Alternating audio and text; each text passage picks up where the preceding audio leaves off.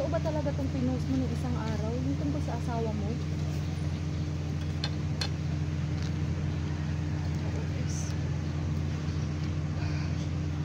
Talagang lalaking yan. Please, nawa ko naman lahat para sa kanya. Hindi ko talaga alam bakit. Paano niya pa ako naloko?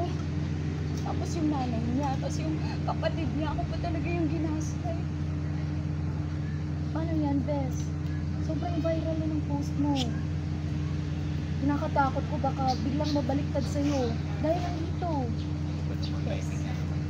Totoo naman yung lahat ng sinabi ko. Niloko niya ako. Yan! Yan ho yun, oh! Huliin niyo na yan!